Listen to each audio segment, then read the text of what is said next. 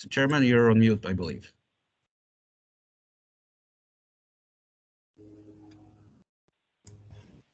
You are correct, Martin. Thank you. Thank you all for joining this morning. It seems like we were together recently, so it's nice to see everyone again. But the business goes on, and we have business to cover. So thanks for getting together. A little bit of housekeeping, which Martin always reminds me I don't do well enough at the beginning of these meetings. This is a recorded meeting. The roll call is taken for every voting item in these meetings.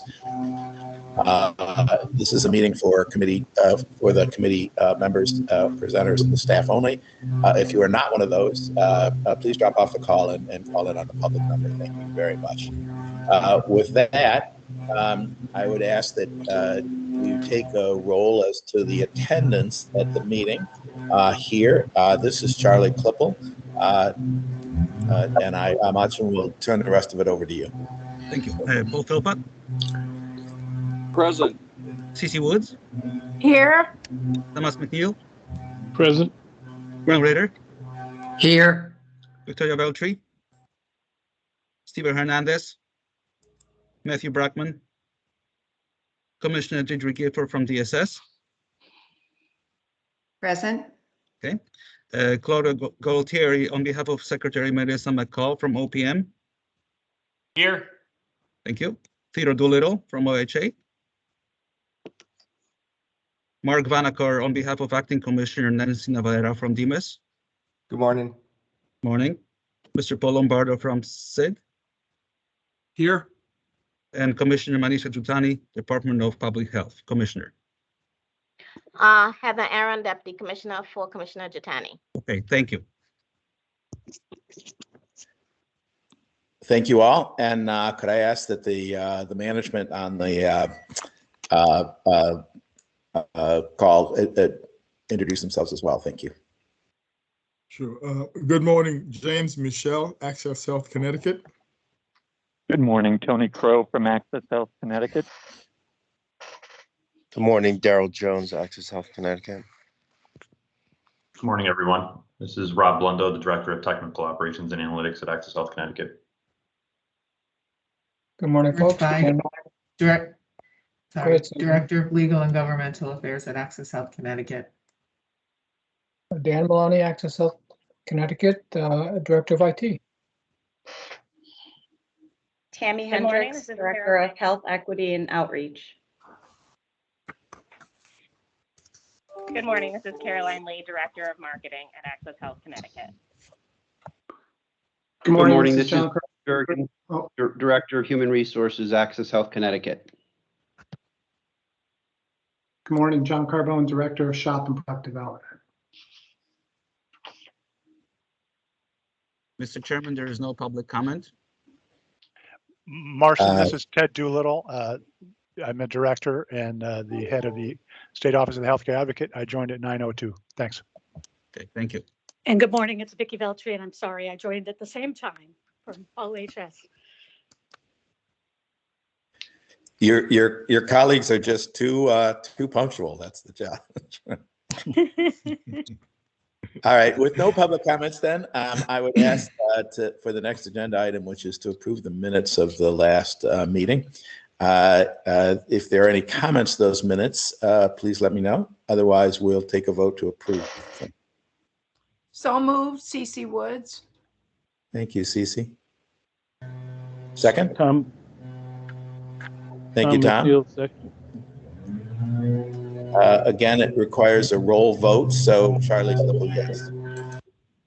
Thank you. Paul Philpott. Yes. Claudia Gualtieri. Abstain. Thank you. Deirdre Gifford. Yes. Graham Rader. Yes. Steven Hernandez. Theodore Doolittle. Yes. CC Woods. Yes. Thomas McNeil. Yes. Victoria Beltry. Yes. And Matthew Brackman. Thank you. Thanks very much. We have two new directors, and we're very happy to have you with us. We had a chance to meet both of you at the gathering a week or two ago, but it's now our opportunity to appoint you to some committees for the board of directors. So, and again, this is a vote, but I would ask that the board members to approve the appointment of Claudio Gualtieri to the finance and to the audit committees, and to appoint Dr. Manisha Jotani to the finance committee and the health plan benefits and qualification advisory committee. So can I have a nomination for those two, motion for those two nominations? So moved. So moved. Paul. Okay, I'll take that as a movement in a second. Thank you very much. And I'll second the motion. I'm sorry, this Mr. is Chairman. this is a roll vote. So Charlie Klippel, yes. Mr. Chairman, I was not sure who seconded the motion. Oh, I think Paul Philpott. Am I correct? Okay. Yes. Okay, thank you. Thanks very much. Okay, The roll call? Charlie Klippel, yes. Okay, Paul Philpott, Yes. Claudio Gualtieri, Yes. Dietrich Gifford, Yes. Brian Ritter, Yes. Steven Hernandez, Tito Dolittle. Mr. Dolittle, you're on mute. Sorry, aye. Cece Woods, Yes. Thomas McNeil, Yes. Victoria Valtry, An enthusiastic yes. and Matthew Brock. Thank you. I share that enthusiasm. We're delighted to have you on the board. Thank you so much for participating. With that, James, the floor is yours. Thank you, Mr. Chairman, and I would like to reemphasize the enthusiasm that we share with, for our two new board members. I met with both of them before the board meeting, and I welcome them, and we look forward to your enthusiastic participation as we move forward. Good morning, all. I'm James Michel, the Chief Executive Officer at Access Health Connecticut, and thank you for joining us for our October Board of Directors meeting. I'd like to start our meeting today with gratitude for our board members. You have been particularly generous with your time and attention over the last 2 weeks. We hope you found our board training last Wednesday to be helpful. It was great to see most everyone in person. As a leadership team, we left energized and ready to take on open enrollment and proceed with our strategic initiatives. We also appreciate your feedback following the training. To give everyone the chance to share their thoughts more formally, we will be distributing a brief survey early next week. During our meeting last week, we spent time discussing several strategic initiatives. While we are busy preparing for the upcoming open enrollment period, we are also maintaining positive momentum with these initiatives. Our senior leadership team is meeting regularly and building out more detailed plans to support the formation of a subsidiary, the Broker Academy, a new way of supporting and activating the underserved communities, and our future growth and success plan to ensure we have the resources we need to continue our journey.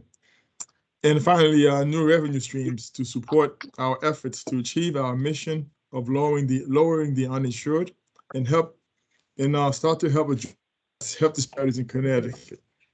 We look forward to keeping you updated on our progress as we move forward. And as I said at the last week's meeting, we will be meeting regularly, monthly, with the strategy committee, subcommittee of the Board of Strategy Committee. We look for, as many of you know, we held our second virtual community summit yesterday. This annual event brings our internal and external teams together and provides an excellent way to kick off our open enrollment season. Congratulations to Tammy Hendricks, our Director of Health, Equity, and Outreach, for a successful event. And thank you to our entire team that helped make this possible.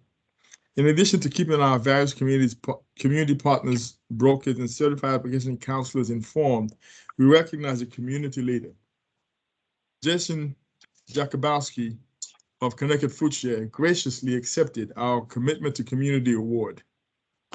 The event also included an excellent keynote speaker, and Tammy will provide more detail in her presentation today. Today's agenda will include the following. We'll begin with an update about open enrollment, which starts at midnight, November 1st, 2021, approximately exactly 10 days from today. Rob Londo, Director of Technical Analytics and Operations, will walk us through our OE preparation. His presentation will include a high-level review of what's changed over the last year, what has been accomplished to support a successful open enrollment period, and a view into where we stand with enrollment compared to this time last year. We will then shift to a presentation about consumer impact study. Wakely Consulting has joined us today to provide a thorough analysis and answer questions from the board. Following Wakely's presentation, Caroline Lee, our Director of Marketing, will provide an update.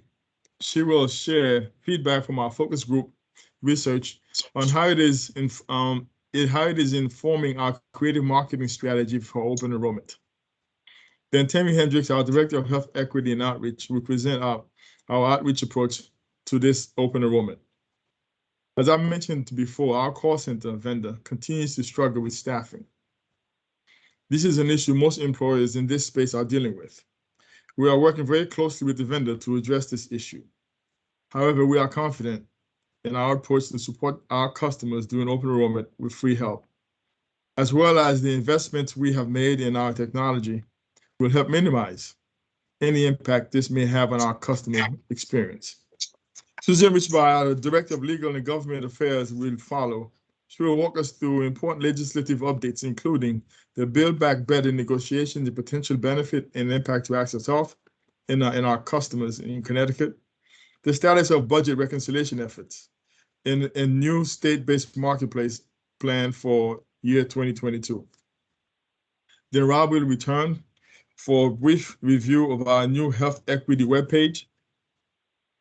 To close my update this month, I'd like to remind everyone that we've yet to emerge from this public health crisis.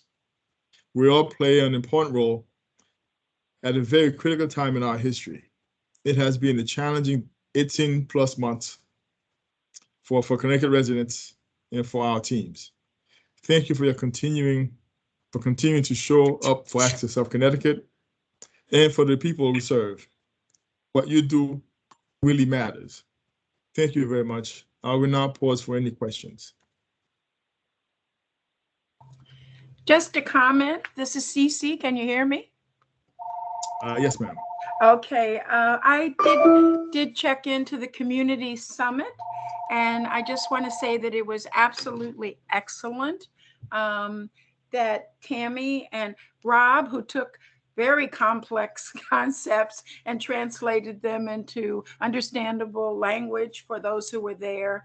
It was just a pleasure to see what was going on and the response that you got at the summit. So thank you. I know that was a lot of work.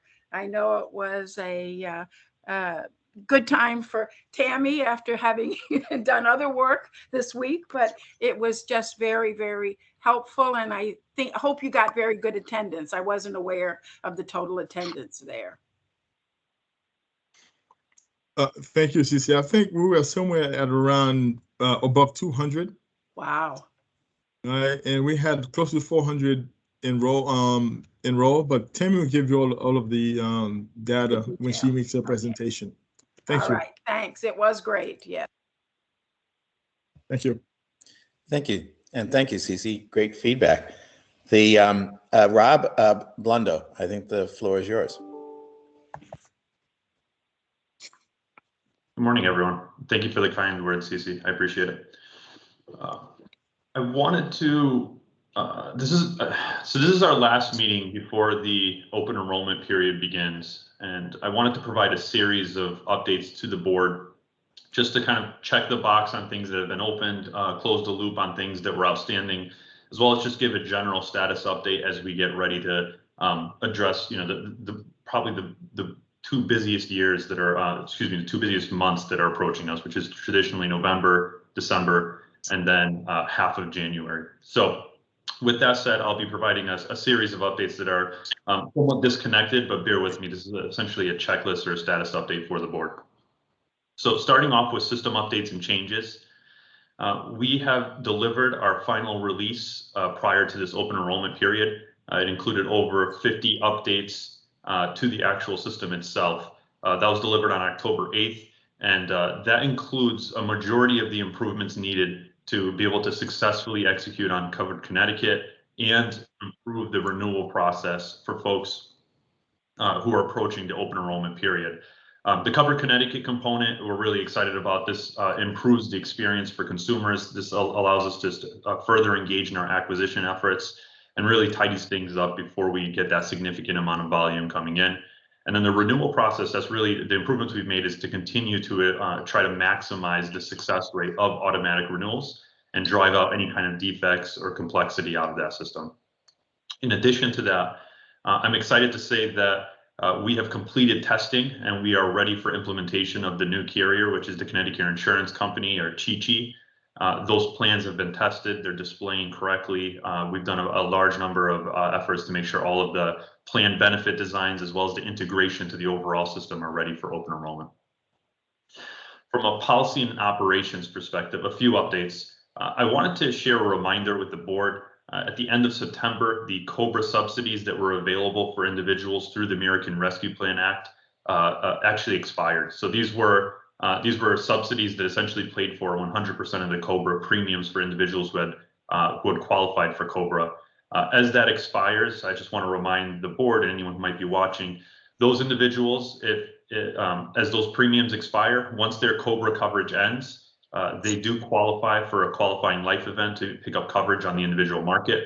In addition to that, until the end of this month, we do have the expanded special enrollment period, which anyone wanting to take advantage of the American Rescue Plan's benefits, that's certainly a qualifying life event available to individuals as well. The 2022 open enrollment period now officially ends on January 15th of 2022. This is a fairly big change. In the past, we traditionally ended it on December 15th, at least for the last few years. We would end it on December 15th, and traditionally what we would find is we would have a need to extend it into January 15th. This year will be different. We are announcing that January 15th date from the very beginning. And on top of that, this also aligns us with the federally facilitated marketplace, as well as many of the state-based marketplaces who have actually aligned that their end date with that January 15th date. So all in all, if anyone's anywhere in the country, they should be hearing the same message in terms of when open enrollment will actually end. And then I did want to cover the 2022 renewal projections as well. I harp on this a lot, but it's actually critical for our retention efforts. Testing and preparation for renewals has been completed. The process is, as a reminder, is traditionally two steps. First is a projection in October, where we inform consumers whether or not they are projected to qualify for automatic renewal, and then an actual execution of that renewal in November, which we then send them communications on whether the renewal was successful. So we have good news this year. With everything that was happening with the pandemic, the American Rescue Plan, and a variety of other items, we were nervous that potentially our auto renewal success rate and the folks who would qualify for it would be impacted. I'm happy to say we've done a variety of mitigating efforts, and our projected renewal rate or automatic renewal rate for this year is 85%, which is right in line with where we were last year. So that's good news. There should be no major friction points for our consumers. As a reminder, consumers should start to see those communications coming through by the end of this month at the latest. So anyone who's wondering what will happen for 2022, they'll be receiving those notices by end of the month, and those notices will tell them which plan they'll crosswalk into, as well as what their expected premium and premium tax credits will be for that plan. In addition to that, consumers can always come in during open enrollment and change their plan either before or after the automatic renewal takes place, as long as it's within the open enrollment period, and as long as they do it with consideration of when coverage start dates occur, which is traditionally pegged around the 15th of the month. And then lastly, on this slide, I wanted to just cover the public health emergency. Again, this thing is very much top of mind for us. So there was an extension. There was a 90-day extension of the public health emergency that was announced, I believe, 2 days ago. what this actually means in terms of the coverage end dates and the extensions that we have right now for Husky beneficiaries and enrollees is to be determined. We're currently working with the Department of Social Services to understand how to interpret that and what leeway we have to actually expand coverage end dates. I don't have a full determination there yet, but this is something we're still continuing to work through. And as soon as we get some clarity and some guidance on that one, at that point, we'll be ready to either extend those coverage end dates or start working through a decommission plan. Those meetings are still currently in progress, and we're working through that. In addition to that, as a reminder for the board, this is a sizable population. This is over 190,000 individuals now in Husky that are essentially on this extension that's available through the public health emergency.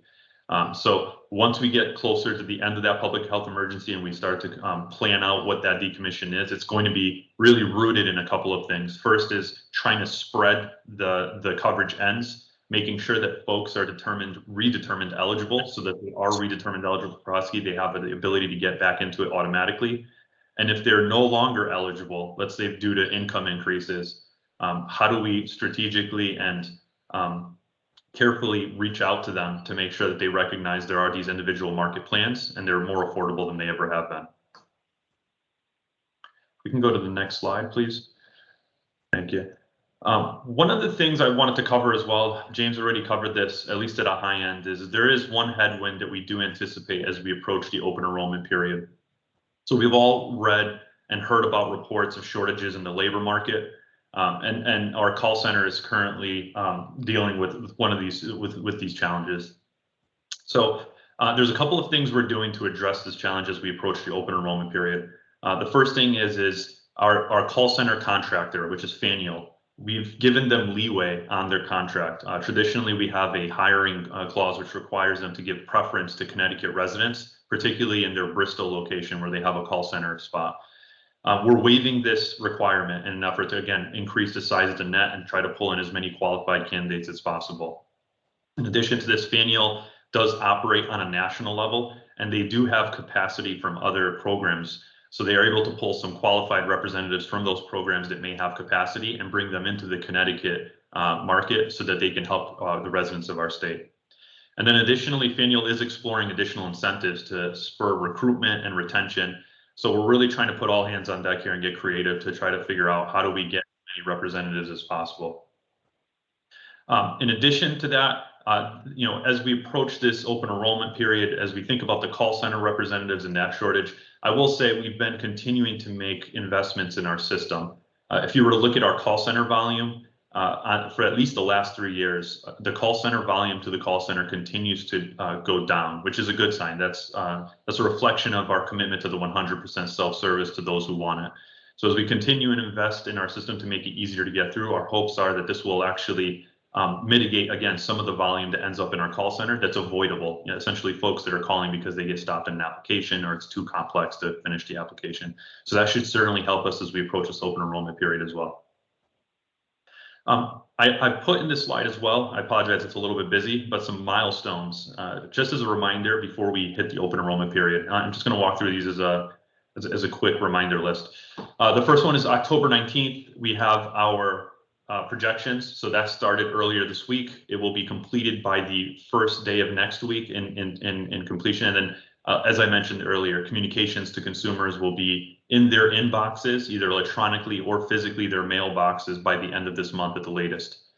On October 25th, which is Monday, we will be opening up window shopping. So for those who don't know what window shopping is, that is a portal that we open up that allows folks to actually compare their 2022 plans before open enrollment actually begins. So sometimes we've got consumers who are just eager to see what the premiums are going to look like. But more often than not, it's mostly brokers. They're trying to get a head start with their consumers. This has been a feature that we released about 2 or 3 years ago, and we've gotten a lot of feedback, positive feedback on it. This may go without saying, but November 1st, we'll be opening up our open enrollment shopping portal, which will allow folks to actually officially enroll in a 2022 plan. That will be available by midnight. And then on November 18th, as I mentioned earlier, the automatic or passive renewals for 2022 will begin, and that'll cover about a 4 or 5 day span. We usually break it out into batches and split our entire customer base up across those days to spread the load and the volume. we'll have that completed within about a 4 or 5 day span. And by December 1st, folks should already have received all those communications indicating whether they've successfully enrolled or not. And that will also kick off our targeting campaign for individuals who are essentially set to lose coverage at the end of this calendar year. And we'll really start to communicate to them and remind them that they have to take manual action to retain their coverage for 2022. Before I stop, I just wanted to cover one last thing, which is to give a status update on how we're doing on enrollment. So just as a reminder to the board, throughout the open enrollment period, we'll be measuring our enrollment status. We'll be providing updates both publicly as well as in board meetings and to board members. But just as a pulse check before we start the open enrollment period, I wanted to cover how we're doing from an enrollment perspective in the QHP market versus how we were doing last year, and some of those changes, at least at a high level, from the American Rescue Plan. So just to sum it up, currently our enrollment stands at 106,000 enrollees within qualified health plans. That's about 6.5% higher than where we were last year. In addition, if we were to split this population up into those who qualify for financial help and those who don't, as you might expect, there's been some significant shifting because of the change of the 400% threshold, or the cliff, no longer being in place. That has now resulted in about a 30% drop in those who are not eligible, for those who are no longer eligible for financial help, and about a 0.25% increase in those who are eligible for financial help. So that's a good sign. And as I've mentioned in the past, now our goal is, there will certainly be people who will be well above the 8.5% contribution rate limit. So those folks will not be eligible for financial help in the future. However, there is a significant portion of the population who've answered no to this gating question, which asks them if they essentially want to qualify for financial help. Our goal this open enrollment period is to make sure we are as clear as possible with those individuals to not assume that they may be ineligible, and to try to get them to flip that question to yes, just to make sure we rule that out. Additionally, we've rolled out some significant improvements to that actual screen that prompts up the question of whether folks want financial help. So we think that'll also help during the open enrollment period.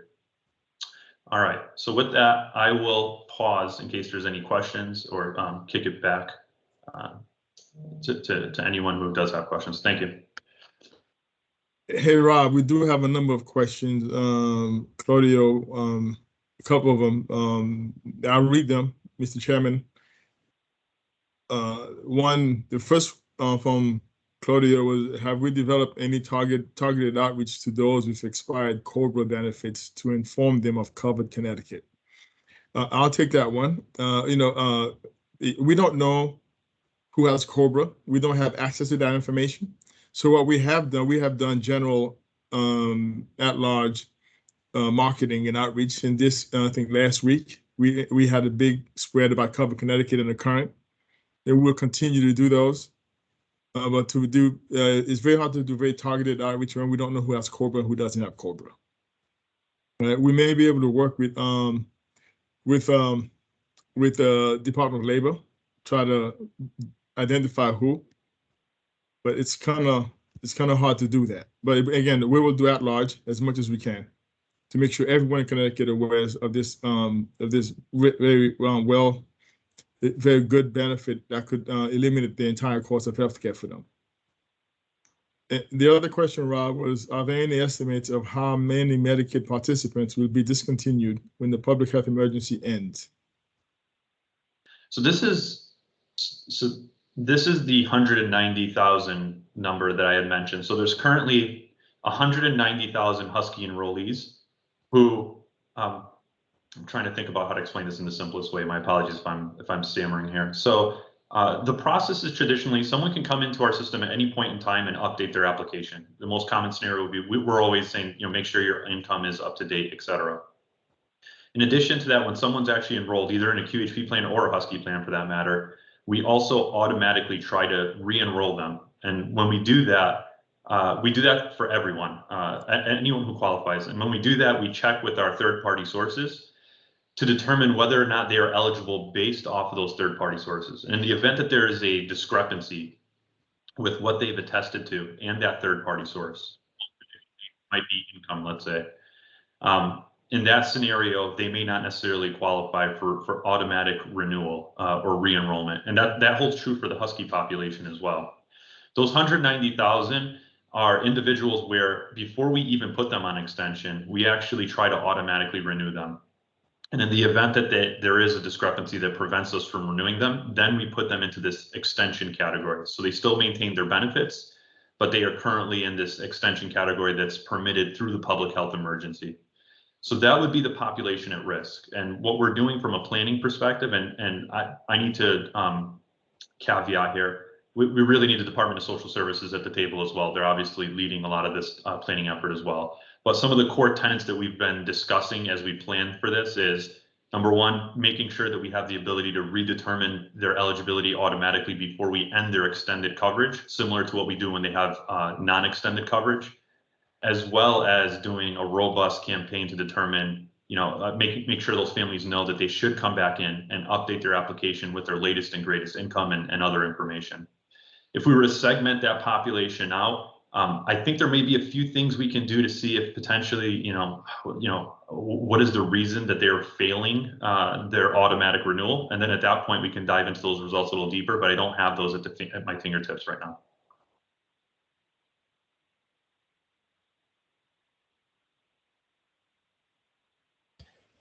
Thank you. Are there any more questions? Yes, I think Commissioner Gifford Yes, and Sedullo. Yes. Commissioner? Thanks. I just had a question about the call center. Because I know they have a Bristol location, but what percent of the call center employees are teleworking? Do you know, Rob? I don't know off the top of mind, but I will say, Tony, I'm not sure, Tony, if you have that answer. You're a little closer to the call center operation than I am. It's a little under 20%. Okay. Are working in Bristol. Everyone else is remote. Oh, so it's 80% that are teleworking. Okay. Correct. Okay. Thanks. I think Ted has a question, Mr. Chairman. Yes, thanks so much. Again, on the enrollment call center staffing, certainly understand the challenges that we're all seeing every day as we move through the economy personally. In terms of Daniel exploring additional incentives to spur recruitment and retention, Rob, do you know if that includes simply raising the hourly salary being offered? So here, Rod, let me. Oh, do you want me to answer, Jane? Go ahead. No, go ahead, Tony. They are definitely considering that, Ted. We may have our answer tomorrow. We have a weekly Friday meeting, and we were discussing it last week, but no decision had been made the last I heard. Okay, well, that's good to hear, because the competition is out there and the balance has shifted toward the workers, which is a terrific thing and exciting thing in a lot of respects. But I'm glad that you guys are thinking about that. Thank you. Absolutely. So Ted, as you might imagine, this is a big challenge, not just for us, but for all the exchanges across the country. And it's forcing us, we have to pay more. And one of the requirements in our contract when we brought Faneuil on board was to create more jobs in Connecticut. So we required them to have all of the employees in Connecticut except for the backup, because we have a crisis in Connecticut where they have to go somewhere else. So we have temporarily suspended that requirement so they could recruit from across the country. And that's where we are at this point. And obviously, our focus is on our customers, making sure we have a small window to get people enrolled and connect through Access Health. So I make sure we have the necessary staff to do that. But as Rob indicated, our technology has moved forward. We think that we're in a good position to address all those concerns. Thank you. Thank you, Mr. Chairman. Thank you. Thanks for the question, Ted. Any additional questions? Otherwise, I will ask Julie Andrews from Wakely to take the floor. Thank you. Good morning, everyone. My name is Julie Andrews, and I'm a senior consultant with Wakely Consulting Group here in Denver, Colorado. Today, we're going to be covering plan offerings available in 2022 and how the rates are going to change, and review examples of how consumers may be impacted by these changes. we go to the next slide, the analysis of the impact of 2022 rate changes to be presented today is based on final rates approved by the Connecticut Insurance Department and presented based on enrollees on the exchange as of September 2021. If we go ahead, we're going to start talking about the new plan offerings and enrollment in 2021. Enrollees will have more individual plan choices in 2022. 22 will have the introduction of a new issuer participant on the exchange. The Connecticut Insurance Company, or CC, will be offering 6 new plans, including the introduction of a new platinum plan for 2022. The existing issuers, CBI and Anthem, will continue to offer the same 2021 plans on the exchange in 2022, with one exception. Anthem will be adding a new gold plan in 2022. Before we start, we'll go ahead and advance the slide. It's important to understand an important variable in this year's analysis of the impact of rate changes on consumers in the passage of the American Rescue Plan Act in March of this year. The legislation expanded the eligibility and the amount of subsidies enrollees may be eligible for in 2021 and 2022 by reducing the percentage of income to be contributed to pay for medical premiums and by removing the subsidy cap at 400% of the federal poverty level, or FPL. For example, the percentage of income that enrollees are required to contribute to pay for their medical premiums under 150% of the federal poverty level was reduced from 2 to 4% to 0%. Over 400%, the limit went from 100% down to 8.5%. To illustrate how these percentages changes translate to real dollars, we're showing a graphical representation of net premiums for a hypothetical 55-year-old at various FPL levels. Before the ARP's passage, which is represented by the light blue line, and what would be payable after the ARP's passage, which is the dark blue line. As an example, at the 300% FPL, our hypothetical 55-year-old would have paid $317 for their medical coverage per month prior to the ARP's passage, and now would pay $195 for coverage post-ARP. The impact is even more dramatic above 400% FPL, where our 55-year-old would have been paying about $1,100 per month prior to the ARP's passage, and now would only have to pay $365. The removal of the subsidy cap will have a dramatic impact on those that had previously not been eligible for subsidies. I will qualify that not all enrollees above 400% FPL will be eligible for subsidies, as they are dependent upon the relationship of their income to the benchmark premium, which we will discuss later. These ARP subsidies will expire at the end of 22 unless there is passage of new legislation. I believe a recent iteration of the proposed Build Back Better legislation would make the expanded ARP subsidies permanent starting in 2023. Another important thing to understand in addition to the ARP, if we go to the next slide, is to understand how metal tier and eligibility for cost sharing reductions is a driver of consumer costs. A plan's metal tier is defined by its actuarial value, or AV, and is calculated using the federally provided tool that evaluates all cost sharing inputs such as co-insurance, co-pays, and deductibles, up to the maximum out of pocket to establish the actuarial value. The actuarial value, therefore, can be described as the portion of claims payable by the carrier versus the portion payable by the consumer. For example, in a standard silver plan, as shown in the table on the bottom right, the carrier would be responsible for 70.7% to 71.1% of medical claim costs and the consumer the balance. While for a bronze plan, the carrier would only be responsible for 64 to 65% of claim costs. A consumer's responsibility, however, is limited annually each year by their maximum out-of-pocket, which will vary by plans, but may not exceed $8,700 in 2022 for any plan. Premiums are, unfortunately, not a component of this cost-sharing cap. The The ACA also provides cost-sharing assistance to those consumers enrolled in a silver plan below 250% of the FPL. Consumers that qualify may be eligible for reduced cost sharing, such as lower copays, coinsurance, and deductibles, thus increasing the standard silver AV from that approximate 70% to 73%, 87%, or 94% AV, dependent upon their income level.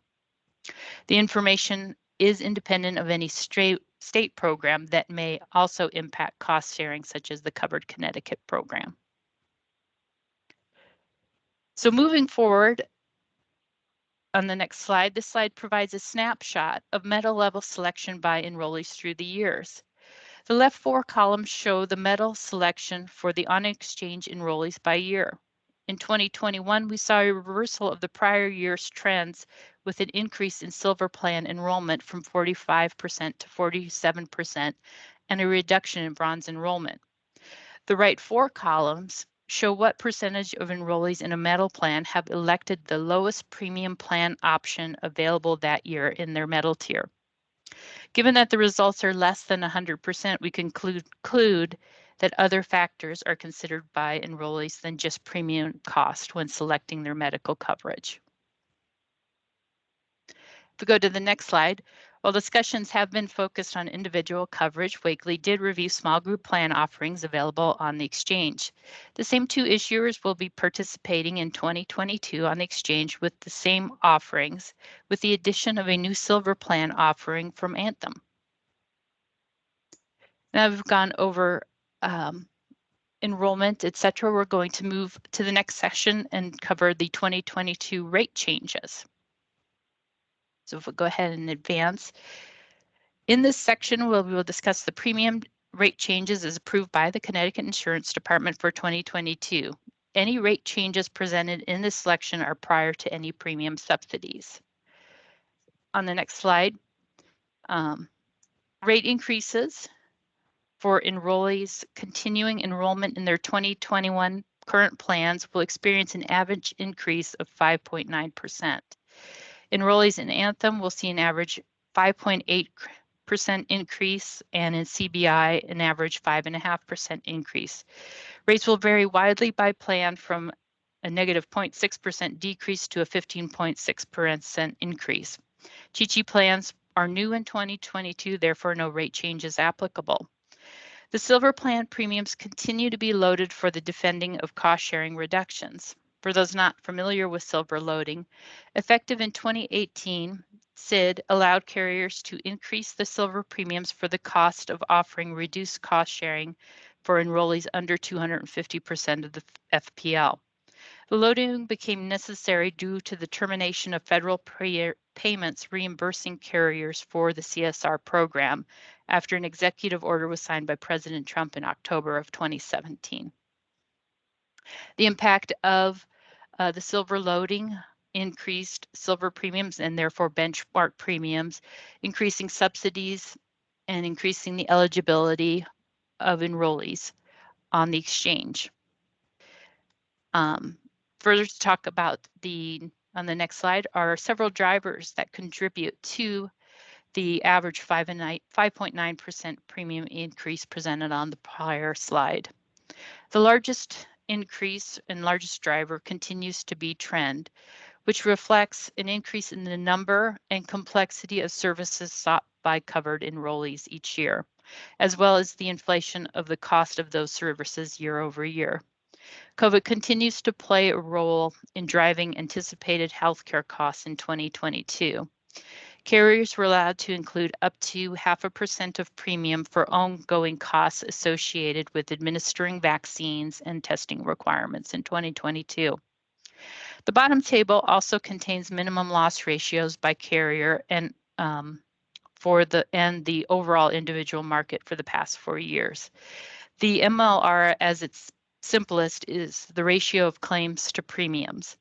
The ACA requires that the minimum loss ratio, or MLR, not fall below 80% over a 3-year period. The MLR also acts as a gauge for the health of the insurance market, where one can observe if premiums have been sufficient to cover the cost of claims and contribute to the cost of administration of the program. while not being excessive. And we can see, though 2020 was a troubling year, most carriers were,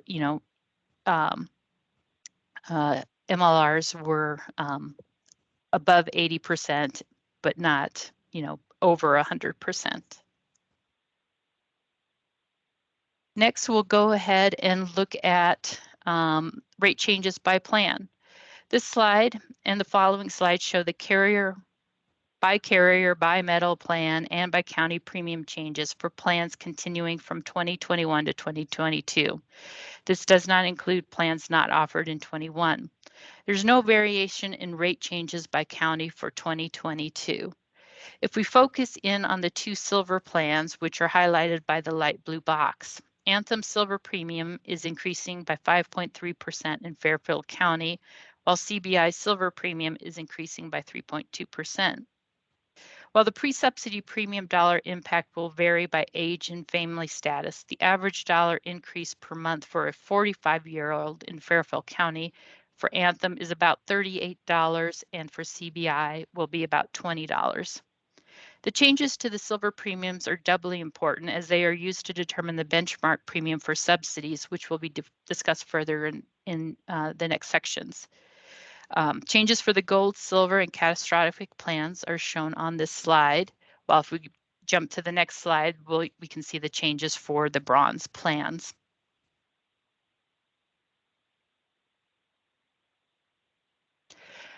Finally, if we go to the next slide, we're going to switch back to small group plans for a minute.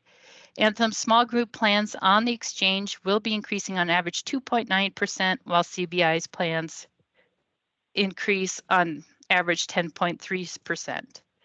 Plans changes vary from a decrease of 3.5% to 15.1% increase, with additional variation by rating area. And so now we're going to go and get to the meat of the presentation and talk about how the consumer impact analysis. Can I ask a couple questions? Absolutely. Those MLRs, do we know how those compare to plans in other states on the exchange? Yes. Yeah. So it's a nationally reported ratio, and the experience has trended very similarly to other states. As you look from years prior to 2018, ratios were a little bit higher. With the introduction of silver loading, the ratios came down in 2018 and were steady in 2019. I think 2020 has been problematic with COVID and each carrier's experience with regards to COVID care costs. So are MLRs higher or lower or about the same as the rest of the country? I do not have that statistic off the top of my head, but that is information we can look at. As I mentioned, CMS requires that on average, that at a minimum over 3 years, that the minimum be 80%. And so if a carrier falls below that, then premium rebates would be paid to consumers. Right. I personally, I don't know if other board members have an interest, but I would be interested to know how our MLRs compare. And then can you just remind Commissioner Gifford? Yeah. I'm just going to interrupt you on 1 second on your first point.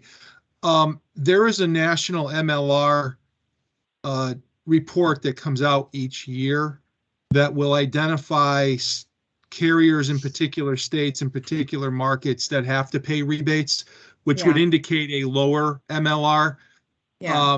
We can certainly get you those reports. There's historical reports. Just for your information, from 2015 to 2019, no carrier in the individual, small group, or large group market in Connecticut paid a rebate, which would indicate that the MLRs were higher than 80% in the individual and small group and higher than 85% in the large group.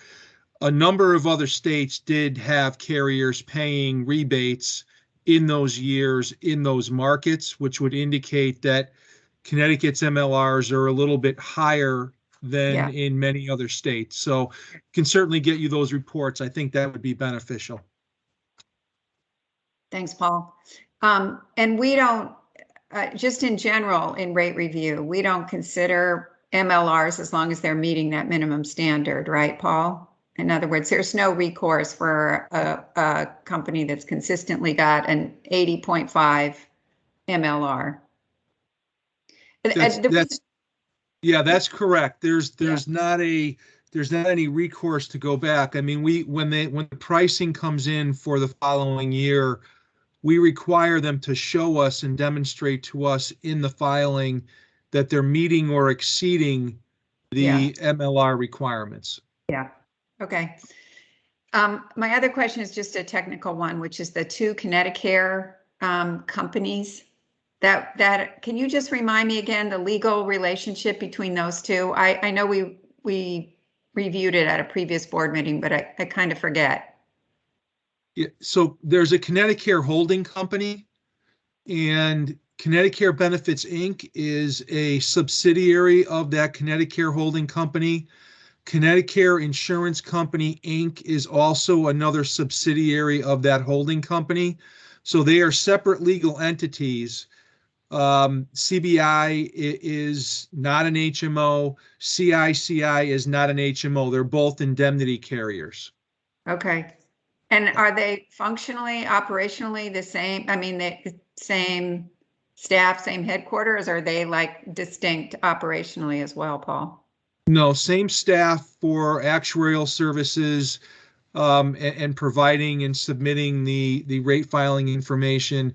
I don't know about internal systems, Commissioner Gifford, on whether they share the same system or not. Okay, thank you. Yeah.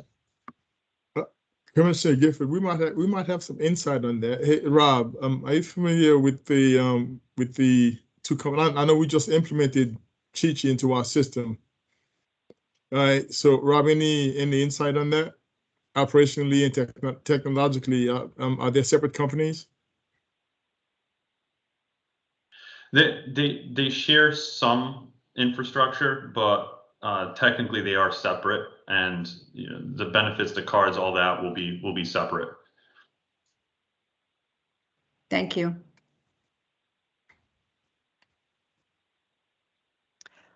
Well, thank you, everyone. If there's no further questions, we'll go ahead and start digging back into the consumer impact analysis. Thank you, Paul, for your contribution.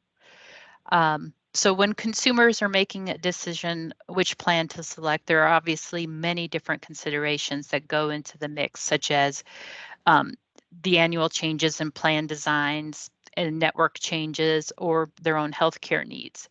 This analysis is going to focus only on the directly measurable impact of changes in the premium and federal subsidies on the consumers. Brokers are well positioned to advise consumers on needs and plan selections. If we go to the next slide, the premium consumer impact analysis uses the carrier plan mappings for any discontinued plans, and weighted average calculations are based on exchange enrollment as of September 2021. Premium changes vary by age, county, income plan, and household size.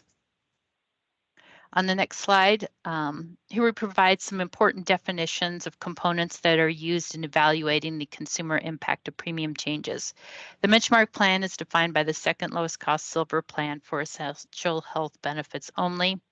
The benchmark plan and the plans selected by the consumers define the advanced premium tax credits paid by the federal government and be referenced as the subsidy. We also want to recognize the Covered Connecticut program that started July of this year, but was not incorporated into this analysis. On the next slide are just a reiteration of the several key drivers that can impact a consumer subsidy from year to year. Here we list 5 of them. On the next slide, we'll start talking about changes in the benchmark plan. The benchmark premium plan is changing in 7 of the 8 counties. These changes vary from a reduction of 2.8% to 4% by county. In counties where the benchmark premium is decreasing, available subsidies will also be decreasing. The opposite applies where the benchmark premium is increasing. The benchmark premium plan is changing in all counties except Tolland because the new carrier Chi-Chi has dominated the position, pushing Anthem plans to the third position, silver plan, while CBI maintains their position as the lowest cost silver option in all counties. On the next slide, this table that presents the change in the benchmark plan and the percentage premium change by county for EHB. While the introduction of CC on this Chi-Chi on the exchange, consumers will have more options to choose from. However, by replacing Anthem as the benchmark premium in most counties, they are charging a lower rate than if Anthem had maintained the position as the benchmark premium. If you recall from my prior slides, Anthem increased their silver premium plan by 5.3%, while on average, the new 2022 benchmark premiums are increasing on average 0.4%. The dollar impact of these changes will vary by household, income level, county, etc. But based on a hypothetical 45-year-old, the weighted average benchmark across all counties is increasing by 32 fewer dollars with the introduction of Chi-Chi, approximately. So let's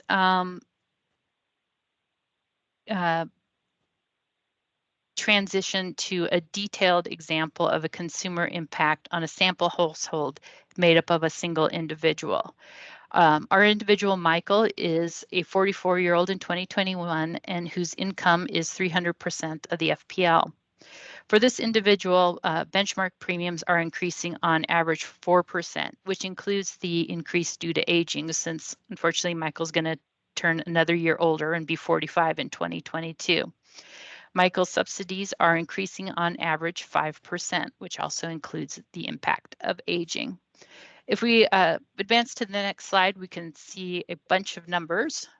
And we'll focus in on the Fairfield example, which is highlighted by the blue box. So Michael's benchmark premium is increasing $13 or 2%, reflecting his older age in 2022. And these are the 4 columns on the left section of this table. If we move to the middle section of the 4 columns, his subsidy is increasing by a similar amount of $12 or 2%. And then if we go to the far right 4 columns, the result of this is that the net premium in the benchmark premium plan will increase $1 or 1%. So this reflects Michael moving from the Anthem benchmark premium in 2021 to the Chi-Chi plan in 2022 and the impact on his premium of that change. If we move to the next slide, we're going to review 2 simple shopping scenarios following Michael through first the enrollment in the lowest cost silver plan and then second enrollment in the lowest cost bronze plan. And now going to the next slide, again, we'll see a bunch of numbers. But we're going to go ahead and focus in on Fairfield County again. The lowest cost silver plan is remaining unchanged for all counties from 21 to 2022, as I mentioned earlier. So since he's already in the lowest cost silver plan and it's not changing, there are no opportunities to further reduce premiums in the silver option.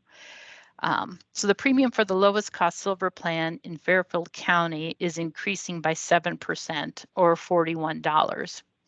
The result is a net increase of 25% or $29 on his net premium.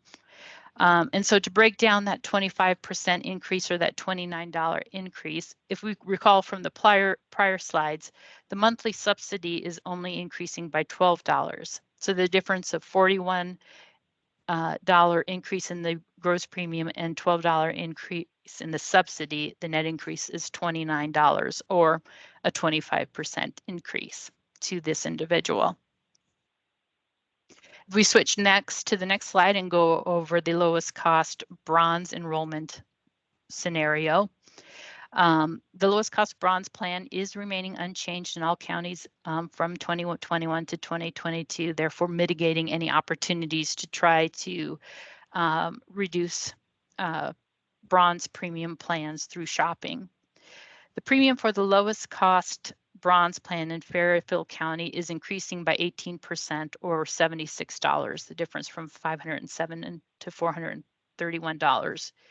The result is a net premium decrease of 68% or $2. So to break down that 68% decrease, if we recall from the prior slides, the monthly subsidy in 2021 was $490, which exceeds the cost of the bronze premium, thereby leaving a net premium of $3, which is the premium amount of the non-essential health benefit services that cannot be covered by subsidies by federal law. The subsidies exceed the premium in 2022 as well, leaving only the cost of the non-EHB services to be paid by Michael. So now I'd like to present two more additional examples, though not as detailed, to demonstrate how consumers can be impacted differently and the varying options they may have to mitigate any increase in premiums. Ted is currently 28, our sample consumer, and has income at 200% of the federal poverty level. Ted is currently enrolled in the lowest cost silver option, and he is eligible for cost sharing reductions based on his income. So if we jump to the next slide, we can see the chart here. Ted's current premium is $4 in 2021 in the yellow square. If he does nothing and auto renews into the same plan, his premium will go up $1 to $5, which is the second column there with the green square. Ted could switch to the lowest cost gold plan, which would reduce his current premium by $3 to only $1. But because Ted is eligible for cost sharing reductions, moving from his current plan at an approximately 87% AV to the gold plan at an 80% AV would mean higher cost sharing in the form of copays, coinsurance, and deductibles. Using Wakely's proprietary database of individual ACA claimants, we have found that a consumer like Ted would have monthly out-of-plan pocket costs of $49 in a gold plan, which is $31 more a month than his current plan. Likewise, Ted could switch to the lowest bronze cost plan, reducing his premium again to only $1 per month. But similar to the gold plan, enrollment in the bronze plan would likely mean more out-of-pocket cost sharing, and in this example, $39 more per month. Ted can work with his broker and other resources to evaluate these costs and other plan considerations to select the best option for himself in 2022. Now I know, and I want to take a moment here just to let the group know that we will be providing a larger report, which will include additional scenarios. I know I've presented several individual life examples, but that larger report will include some examples of couples and the impact on families, as well as we will have a table that will provide additional detail on the cost of care percentiles by metal from the Wakely proprietary database. And so to round out the presentation today, I've got one more example to show you. And so if we advance to the slide, I'd like to present Karen's situation, which will illustrate the impact of the passage of the American Rescue Plan. Karen is currently 55 and has income in excess of 400% of the federal poverty level threshold. She's enrolled in the lowest cost silver plan option available. So at the beginning of 2021, Karen would have been responsible for 100% of the cost of her premium. So if we go to the next slide, we can look at the numbers. So Karen's premium at the beginning of 2021 is $978. After the passage of the ARP, Karen could have applied and qualified for subsidies and reduced her premium to $268. If Karen does nothing and auto renews into the same plan, her premium will go up $43 to $311, which is the third column in the chart here next to the yellow box on the chart. Now, Karen could switch to the lowest cost gold plan, which would increase her current premium by $5 to $273 from where her premium is in 2021. Karen would also benefit from the richer AV of the gold plan at an 80% AV as compared to the silver option at a 70% AV, as Karen is not eligible for cost sharing reductions. Karen could also switch to the lowest cost bronze plan, reducing her premium to only $74 per month. Her cost sharing would increase by moving to the less rich bronze plan AV of $65, but the impact is minimal. The cost sharing experience of consumers near Karen's age produced similar cost sharing for the silver and bronze plan due to the closeness of their AVs being, 65% about and 70%. Karen may work with her broker or utilize other resources to weigh the best option for herself in 2022. And with that presentation of Karen's experience, that rounds out my presentation on the consumer impact of the rate changes for 2022. And I'll open it up to any other questions or turn it back over to Access Health. Thank you, Julie, very much for that. I think, if you will, this exemplifies. Hey, James. This exemplifies. Yes. Yeah, James, this is Paul Lombardo. I after your comments, I'd just like to ask Julie a question. Sure. No, I was just going to comment how critical it is that brokers, how critical of a role brokers play in the marketplace, because it's a very complex buying health insurance, and you locked in for a whole year. Brokers is a critical part of this whole process, and I'm happy to report that Tony could comment on that when he gets a chance. That we have increased the amount of brokers this year to almost 400, significantly higher than prior years. I'm sorry, Paul. Go ahead, Paul. Thanks, James. Paul Lombardo from the Insurance Department. Julie, currently these increased subsidies are temporary. And so there's somewhat of a masking of any rate increases that were felt in certain income brackets. And obviously for someone like Karen, that is a significant difference. And so if that's increased subsidy is not made permanent after 2022, not only would the individuals be affected by any rate change or increase from 2022 to 2023, but it would also be the masking of the rate increases that were approved for 2022. And so you're essentially going from 2021 rates to 2023 rates, and the difference can be very significant if those increased subsidies are not made permanent. So I agree with you, Paul, that the enhanced subsidies at all FPL levels, and in particular for someone above the 400% line, is masking some of the increases that would have been experienced for individuals. So we would have seen the fuller, impact of the full 5.9% average increase, and would have seen, on average, much higher rates going from 2021 to 2022. And so, that impact, if the ARP is not extended in or made permanent in 2023, we'll see some significant increases for individuals in the coming year. I agree. Right. Yeah. It's pent up subsidies, similar to what happened when the reinsurance, federal reinsurance program ended after the first 3 years of the ACA. They were subsidizing individual rates, and then we had a pop in the individual rates that was more than just 1 year increases. It was a significant amount.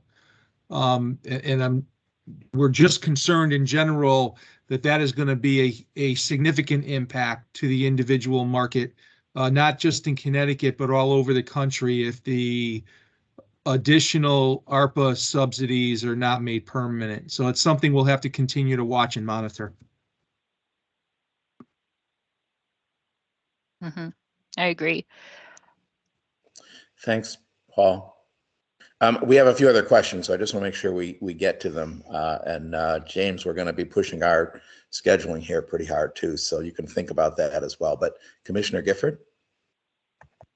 Thank you. And thanks, Julie, for that information. I have, as a board member who doesn't come from the insurance industry, but would like to be able to articulate what's happening with exchange costs writ large.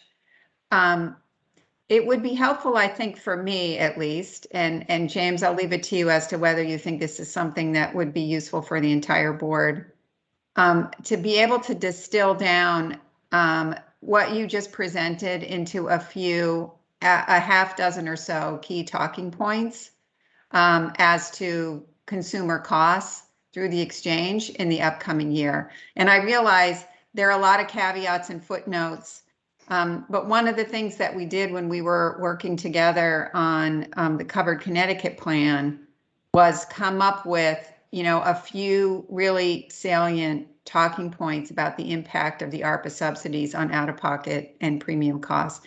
And it was very helpful to go through that exercise. So I think personally, it would be useful for us to be able to summarize the really important information that you have on these slides into a few pithy statements for what's happening with consumer costs in the upcoming year.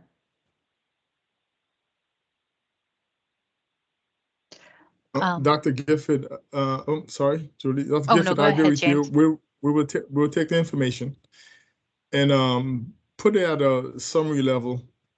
And I've been using with the team at the arithmetic level so that the math majors could process the information.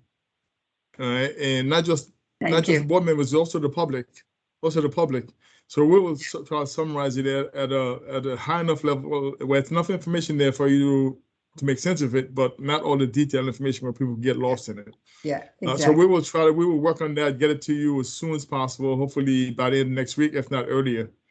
As many board members, as I get questions as well from the public and other folks, and what's going on? Why is this going on? Why is this going down? So to the extent we can get to that information where it's consumable by non-actuarial types could be very helpful to the board and also to the public.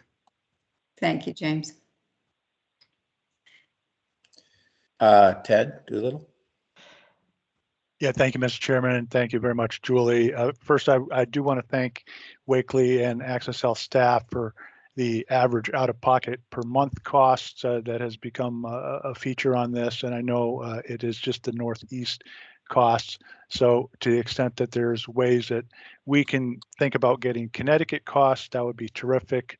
I also note that the amounts here are averages, which are great, but of course it doesn't really reflect your likelihood of experience as a family because the people that pay large amounts out of pocket are going to skew that average.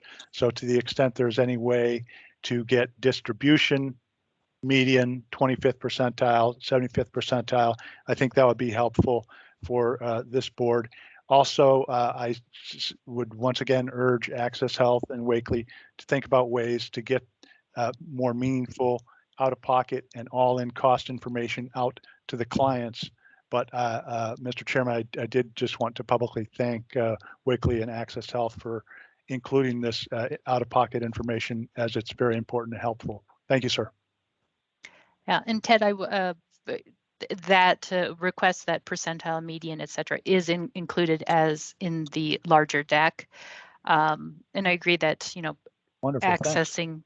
Connecticut specific information would be, obviously more relevant to the group.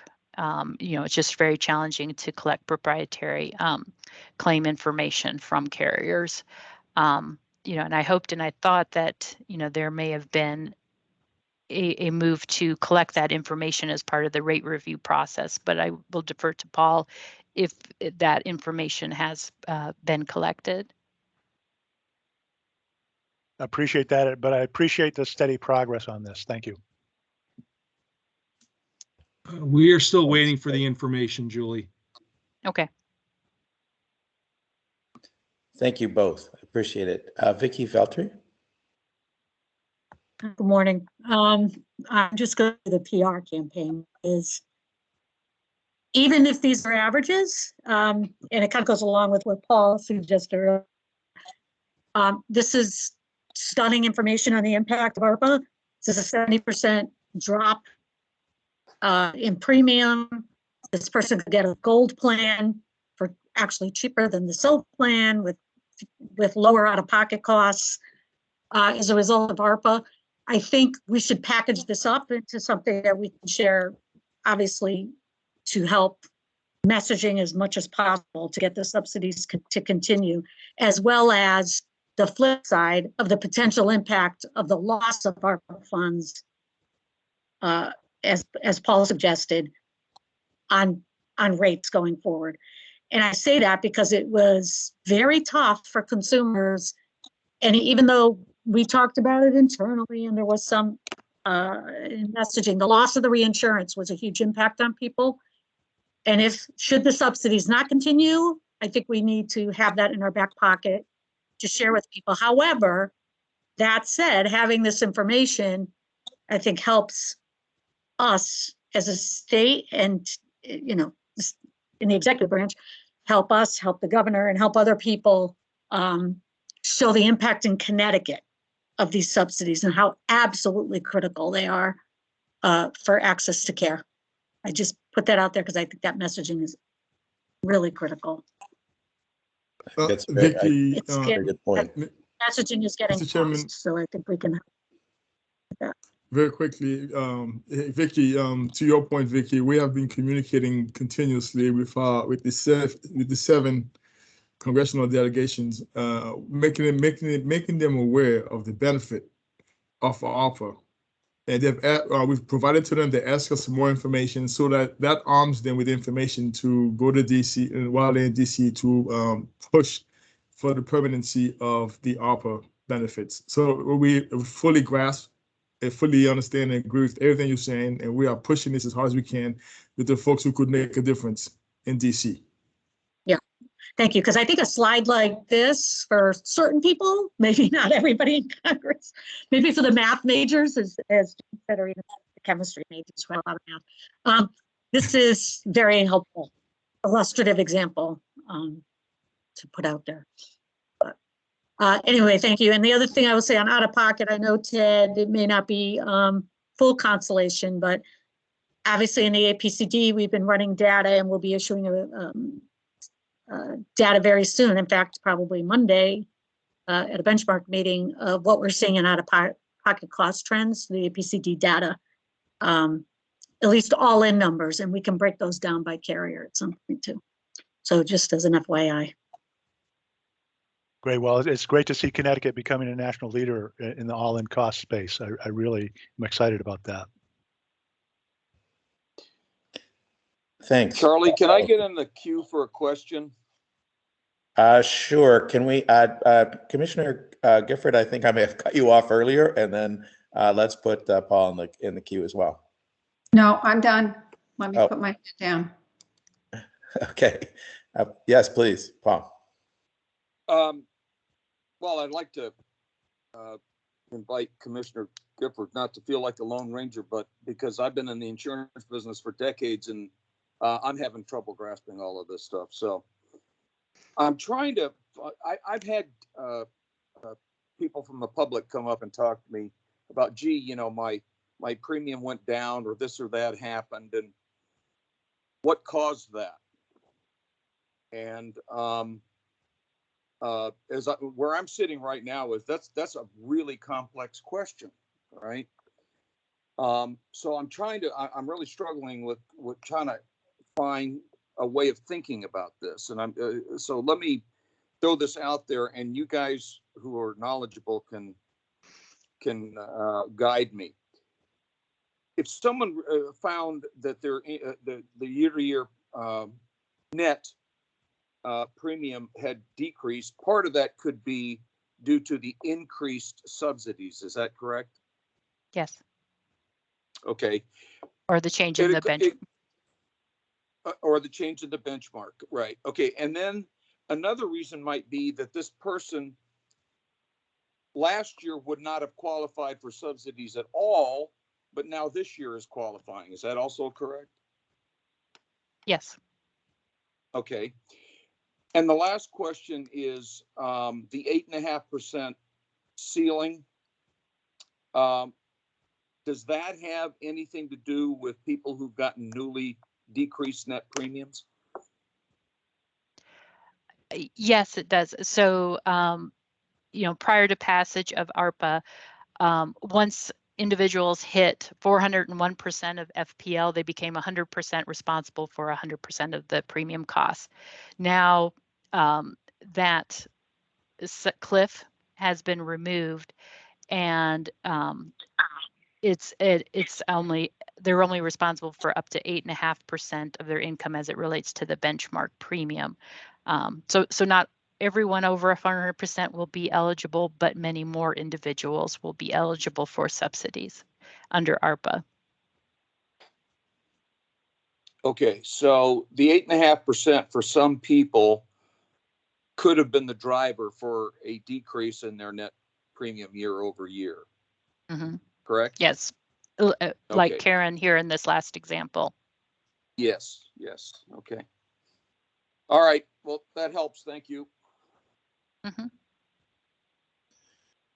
Hey, great discussion. I think these illustrations are really very helpful, Julie. And now it's our turn to figure out how to turn them into bite-sized, consumable pieces that we can use for lots of good purposes. So I want to thank you for joining us, and particularly joining us early this morning. Your time, Julie, I appreciate it. James, we've sort of blown ourselves off the schedule here, so I'm going to let you think about how you might want to adjust to keep the meeting on time. Sure. Mr. Chairman, we could skip the marketing report with your agreement because it's not time sensitive. And also maybe we could go to the outreach effort where we're going to talk a lot about the work that we're doing, particularly during these very challenging times. Then after that, Rob has a quick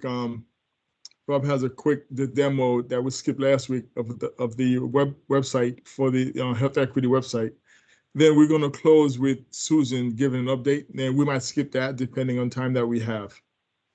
That sounds good to me, and I think the outreach would be very interesting to people. Not that the marketing isn't, but I think that would be very timely. Thank you. Thank you. Tammy? Great.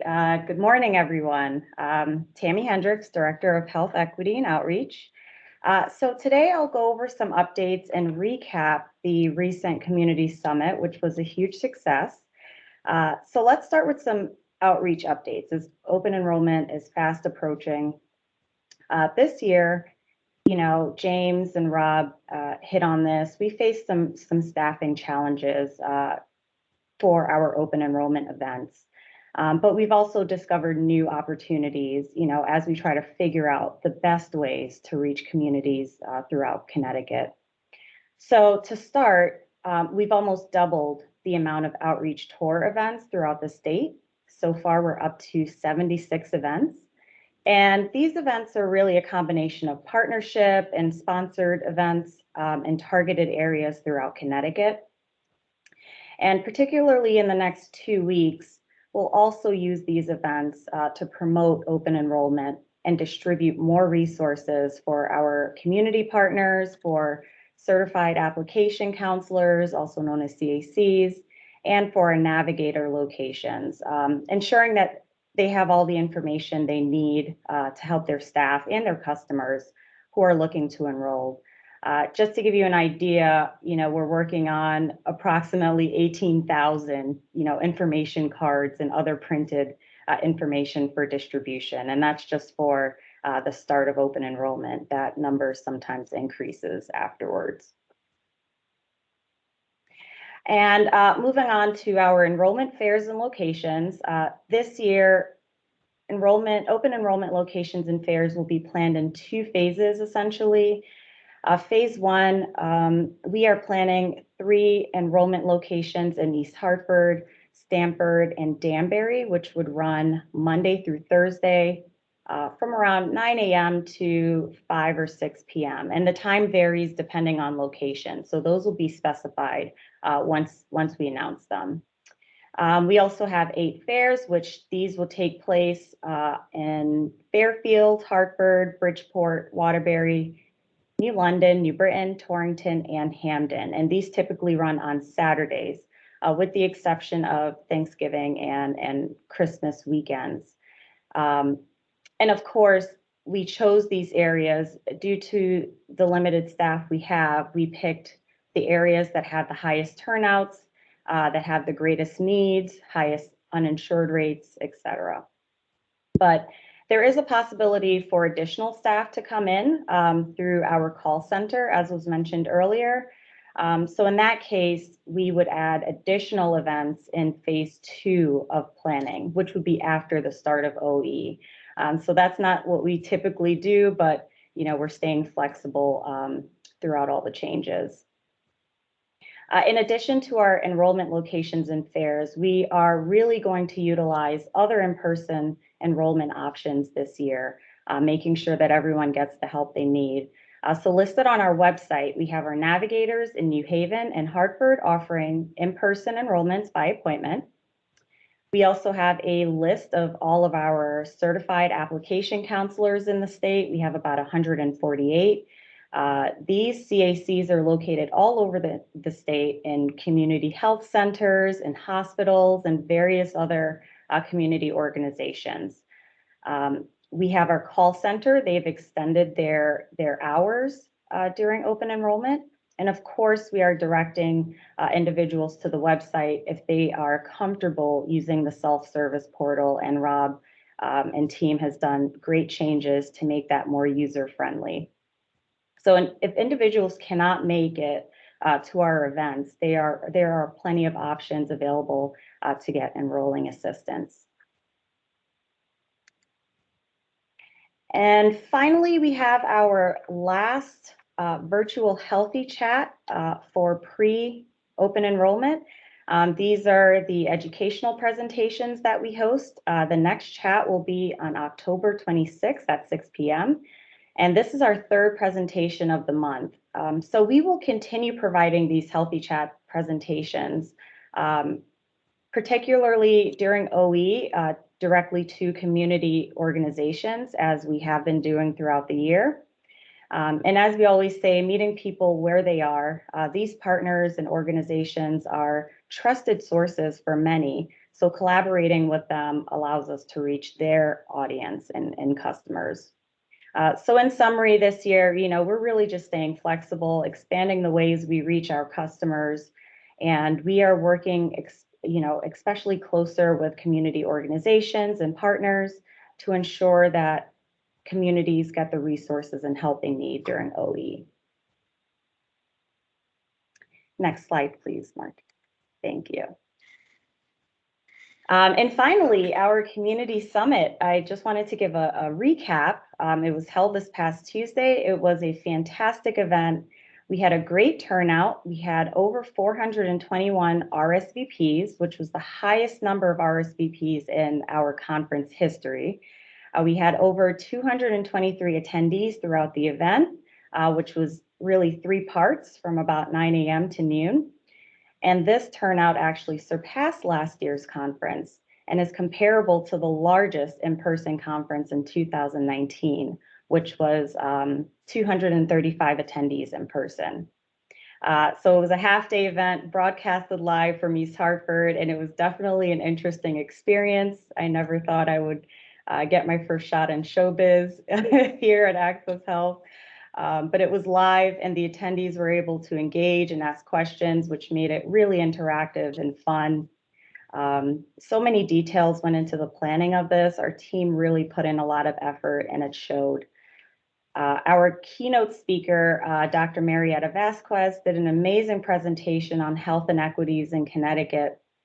Such an impactful presentation because it featured a young patient that she had recently that had significant health issues due to COVID, but due to, so many factors and language barriers, he didn't get the immediate care he needed. So if you missed it, we are working on posting that presentation very soon, and we will send everyone the link so that you're able to watch.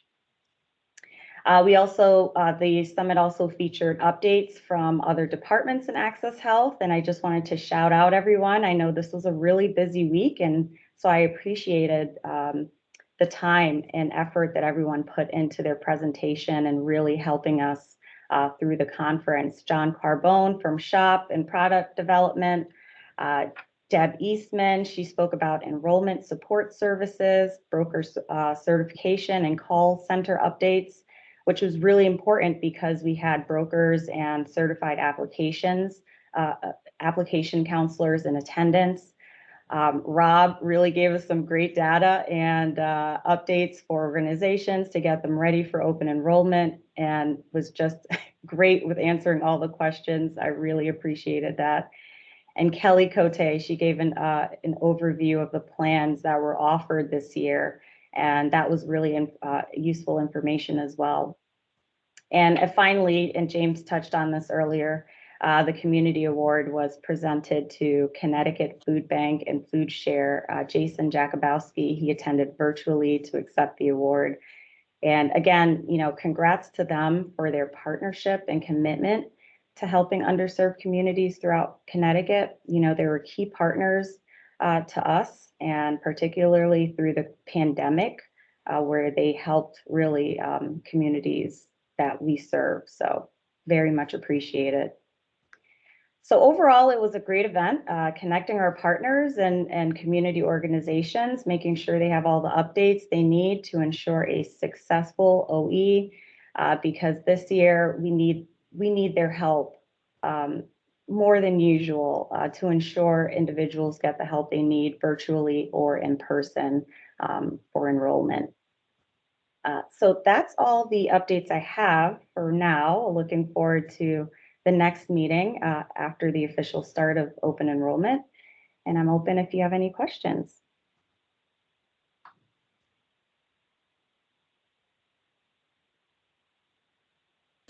Thank you, Tammy. Very, very helpful. And again, great to hear that the summit was such a terrific success. It's fantastic. Absolutely. Oh, Vicky Valtteri. Yeah, I really didn't. I was just going to kind of second what you said, Charlie. These conferences have been fantastic over the years, and I know virtual has its limitations, but having that role of outreach is really great for the organization. And I think congratulations. I think it's wonderful that you got that level of attendance and engagement. Sure. Yeah, it was great. Our team really put in a lot of hard work. And we try to make it personal. So we know, there's Zoom fatigue happening right now. So we sent goodie bags and Dunkin' Donut gift cards when we did a virtual cheer together, so people can go get a coffee and cheers with us. So it was really fun and interactive. And I was thrown into stardom doing a live broadcast, but very interesting and fun event. Thanks again, James. So much. That should navigate again.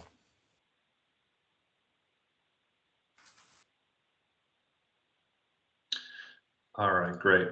I am selling Tammy's autographs on eBay if anyone wants to buy them. In the meantime, I'm going to go through this speedily, so I apologize if I'm very brief on this, but I know we are tight on time. Okay, so this is a byproduct of the health disparities report and project we conducted earlier in the year. I've included the AHCT mission here for a few reasons. First is a reminder, but also just to call out, in our mission, we have reduction of health disparities within our mission, but there's no digital allocation on our site prior to this initiative, which is something that we really wanted to call out. We really wanted to pay attention to. We wanted to create a digital destination for residents who were interested in this topic, wanted to see what we were doing, as well as future partners that we can partner with. And really the goal of the site and the page was threefold. First, it was to allow individuals to access resources and information around health disparities within the state, to be able to interface and learn about our community outreach and our health equity initiatives.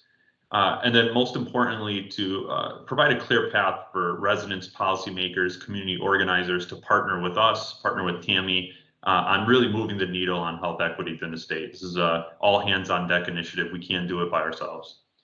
So moving forward, there's a couple of things before I demo the site. We're continuing to iterate the site. Tammy is starting to take more and more ownership of the site, and she is now starting to make some vast improvements to it based off feedback from consumers as well as her initiatives as well. So thank you for that, Tammy. We continue to search out partnerships and build out the capability for us to partner with individuals through that site in terms of taking information and then doing outreach on it. And we have the URL as well at the bottom of the slide in case anyone ever wants to access it outside of this presentation. So I am going to ask for presentation rights, Marcin, if you don't mind.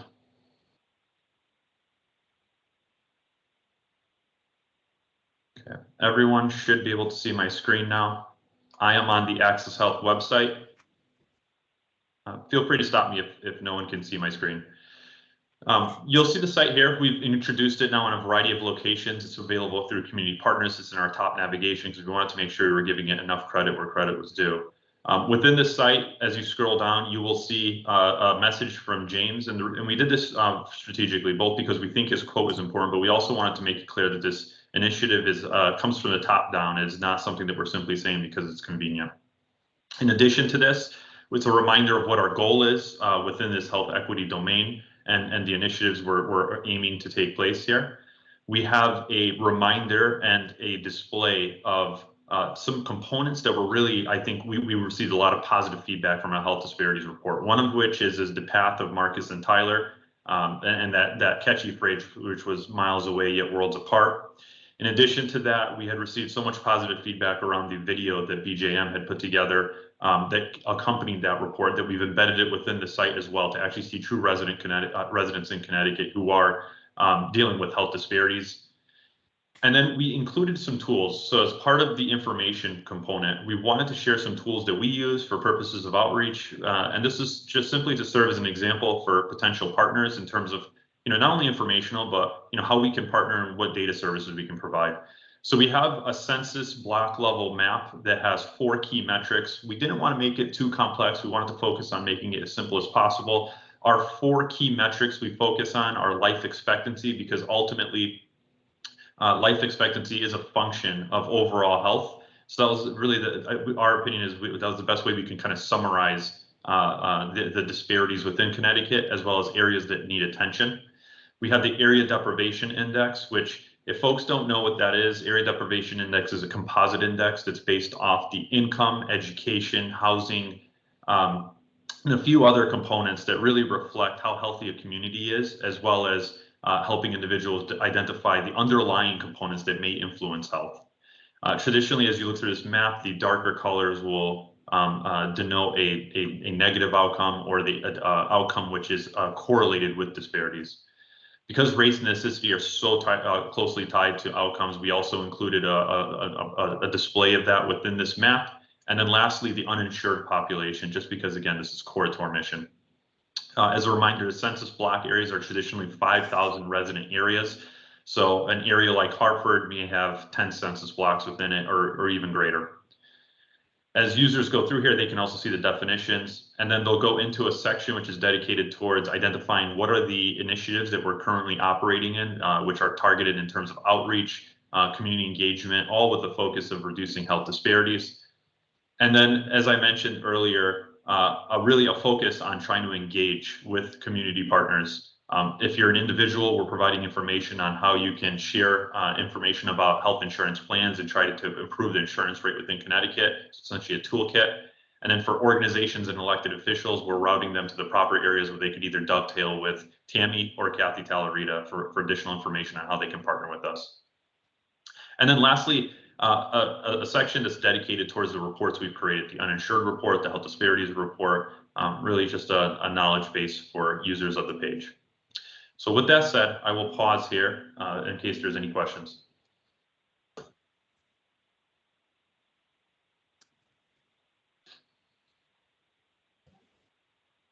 So that's a neat tool. Very, and nice to see it, and appreciate the walkthrough. Very cool. James. Thank you, Charlie. Thank you very much, Mr. Chairman. If there aren't any questions for Rob, we could move on to a brief legal update. Susan could give us update, very relevant action or lack of action that's going on in DC that may have a direct impact on us and our customers, but more importantly, all of Connecticut's residents. Susan. Thank you, James. Thank you, everybody. And I'll move quickly as I know we're short on time. If you advance to the next slide, please, Marcin. So a topic that's been very important to us is improving affordability for coverage. And I'll just touch briefly. Julie has mentioned and others have talked about the impact of the American Rescue Plan Act for consumers, obviously very impactful for those above 400% of the federal poverty level that have not been eligible for subsidies previously, and also impactful for those below, as it has, lowered their contribution percentages. So it's also made coverage more affordable for them as well. And as everyone's probably been following in the news, the negotiations continue in Congress for the Build Back Better legislation. They're now looking at a compromise around between 1.75 trillion to 2 trillion. We've been told that the 5 healthcare provisions, including the premium tax credit expansion, are still in the mix. They may be shorter as opposed to permanent. It may be through 2025. That is part of the negotiation right now. And I just wanted to point out, as we talked about, James mentioned our communications with our elected officials down in DC from Connecticut about the importance of ARPA on our consumers in Connecticut. We are a member of the National Academy for State Health Policy State Exchange Group. We've talked about that over the years. We often do letters and various efforts as a group. And we put together a blog post. NASHB put together a blog post that went out because there is a big finance committee hearing going on actually today, and the healthcare provisions are being discussed. And we pulled together information on the impact in Connecticut, and specifically the impact for consumers over age 55 and over 400% of the federal poverty level, where there, somebody before may have been looking at over $1,000 or more in premium a month, and now is down to a very, very small amount of premium per month. So there's actually a Connecticut specific example in there in that blog post that was shared with the committee, and I can share that around to the board, as I'm sure everyone will be interested. And also touching on the end of the proposed end of the public health emergency will have a financial impact on the state in addition to redetermining eligibility. States have been given an increased federal matching percentage for keeping this population extended during the public health emergency. And so there is also thought being put into the financial impact on states when the public health emergency ends and this population does go through redetermination, smoothing out that reduction in the additional federal matching funds so that the impact is less on states throughout 2022. If you go to the next slide, Marcin, please. Just to point out that the number of state exchanges, full state exchanges, continues to grow, which is very good news. There are 3 new state exchanges approved for 2022. Kentucky, which had previously been a full state exchange, is now returning to be a full exchange, and Maine and New Mexico. And in recent years, Nevada and Pennsylvania and New Jersey have also transitioned. So this is great news. There'll now be 18 full SBMs going into 2022. And then finally, Marcin, on the last slide, excuse me, just to touch on the Afghan evacuee efforts that we've messaged to the board. We are working with, there is a task force, an interagency task force in the state of Connecticut, the Emergency Afghan Evacuee Task Force, and it's members of the Office of their Governor, Department of Public Health, and DSS, and perhaps other agencies. And we met with them the other day and are going to partner with them and the Department of Social Services so that we help this group be able to get enrolled in whatever coverage they may be eligible for. and the evacuees are starting to arrive in the state. So there are some already here in Connecticut. And the HHS will be updating the Federal Data Services Hub on the 24th so that the eligibility information, the immigration status will now show up in the system after that date, which will make processing their applications much easier and smoother. So we'll continue to work with the task force on messaging and also the assistance channels to provide whatever assistance we can. And that is it. Thank you, everybody.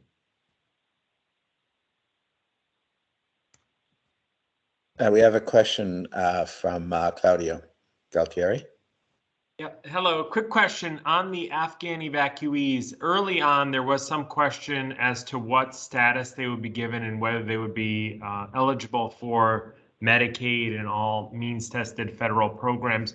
Do you know if that has been resolved? I was hearing some positive developments at the federal level that they were going to be designated with a category that would make them fully eligible starting as soon as they arrive. Do you have any details on that? Yes, the initial information we got was that they were going to fall into 3 categories. And the other day I did hear, I'm trying to find my notes, they are they're going to have a status that will allow them, I think in many cases, to be eligible for Medicaid. So it's good news that the information will be there from the Federal Data Services Hub, because that will help process the applications. And I do know the Department of Social Services does have a refugee coordinator specifically at the agency who works very closely with all of the different agencies and also other organizations such as IRIS to help provide immediate assistance to get these people through the system. They'll be, you're right, Susan, they'll be eligible for Medicaid, as are asylees and refugees, but the majority of individuals arriving are neither asylees nor refugees. They're more generic parolees is what they're calling them. Yes. So they will be eligible for Medicaid and other like cash assistance to the extent that they're income eligible, and other benefits that would typically be offered to refugees and asylees, they will also be eligible for. Thank you. So, sorry, Claudia. Susan, can we just ask a question related to Cover Connecticut, et cetera? I'm assuming they're eligible for that as well if they're eligible for exchange plans, right? So. Yes, if they just want to make sure we're looping on, right? Okay. Just want to clarify. And so anyone who perhaps for whatever reason wouldn't be eligible for Medicaid, they could be eligible for coverage through the exchange, subsidized coverage, and obviously depending on the income, hopefully could fall into Covered Connecticut perhaps. Okay, and I'm just thinking out loud because we may need special kind of outreach given language barriers and everything else. Just thinking out loud. I'm sure that you've probably already discussed that, but yes, and we were talking about that on the. It's complicated, but yeah. Yes, we were talking about that. I mean, it's complicated enough with the plans, but the explaining Cover Connecticut as well on top of that may be a little complicated to anybody, for that matter, right? Which is why we've all been doing so much outreach and talking to people. So, but thank you. It's good to know. Yes, and we messaged to the task force that our call center does have the language line services available. So while it might be a slower call, if there is a call that comes in and they need a translator, we do have that available through the call center. We also have outstationed eligibility workers at the 2 refugee assistance agencies. IRIS and SERI have DSS staff on site for the time being to help them get enrolled in benefits. I don't know, Vicki, how many of these individuals will be eligible for Covered Connecticut. Not immediately, probably. It might be worth us, and we can take this offline, it might be worth us making sure that the eligibility workers who are stationed there are familiar with the program in case they're not, to make sure that if they do have income that exceeds the Husky limits, or that they know about the program. That's great. Willing to come and talk or whatever we need to do on that. I mean, it seems to me unlikely at the early stages anyway, but who knows, right? Somebody could immediately get employment. So anyway, thanks for that.